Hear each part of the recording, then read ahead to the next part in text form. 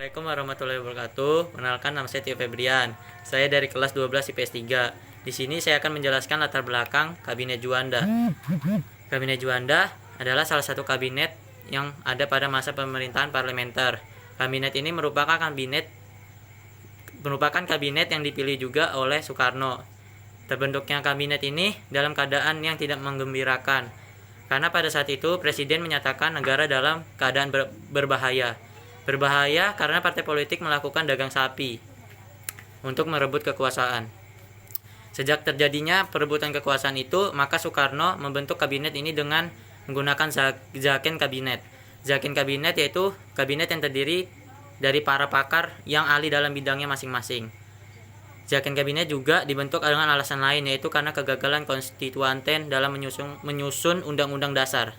Subandrio, Menteri Dalam Negeri Sanusi, Menteri Pertahanan Juanda, Menteri Kehakiman G.A. Mungkom, Menteri Penerbangan Subidjo, Menteri Keuangan Suti Muslama, Menteri Pertanian Sabjarwo, Menteri Perdagangan Profesor Sunari dan Rahmat Mulijomiseno, Menteri Perindustrian adalah F.J. Inkriwang, Menteri Perhubungan Soekardan, Menteri Pertahanan Laut Nazir, Menteri Pekerjaan Umum dan Tenaga adalah Pangeran Muhammad Nur, Menteri Perburuan Sumjiono, Menteri Sosial J. Leimana dan Mulyadi, dan Menteri Pendidikan dan Kebudayaan Prijono, Menteri Kesehatan Haji Saleh, Menteri Agama Muhammad Ijaz, Menteri Agraria R. Sunarjo, Menteri Negara Urusan Pengarahan Tenaga Kerja adalah A.M. Hanafi, Menteri Negara Urusan Veteran Yerusalem, Menteri Negara Hubungan Antar Daerah F.L. Tobing, Menteri Negara Urusan Kestabilan Ekonomi adalah Suprajogi, Menteri Negara Urusan Kerjasama Sipil adalah Wahid Wahab, dan Menteri Negara Urusan Transmigrasi F.L. Tobing lagi. Menteri Negara adalah A.M. Hanafi dan Menteri Negara Tarik Muhammad Yamin. Febrian, saya akan membahas tentang keberhasilan yang telah diraih oleh Kabinet Juanda.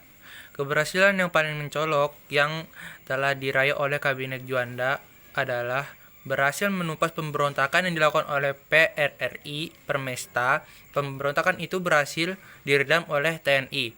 Selain berhasil menumpas pemberontakan, Kabinet Juanda juga dinilai berhasil dengan mengeluarkan Deklarasi Juanda yang mengatur batas wilayah kepulauan di Indonesia. Deklarasi tersebut kemudian dikuatkan dengan dikeluarkannya peraturan pemerintah pengganti Undang-Undang Nomor 4 PRP tahun 1960 tentang perairan Indonesia. Terus ada program-program yang dicetuskan oleh Kabinet Juanda. Programnya yang pertama membentuk Dewan Nasional, yang kedua normalisasi keadaan Republik Indonesia, yang ketiga melanjutkan pembantalan konferensi meja bundar, yang keempat memperjuangkan Irian Barat, yang kelima mempercepat pembangunan. Dan menurut saya program yang bisa dipakai sampai saat ini di bidang politik itu tidak ada.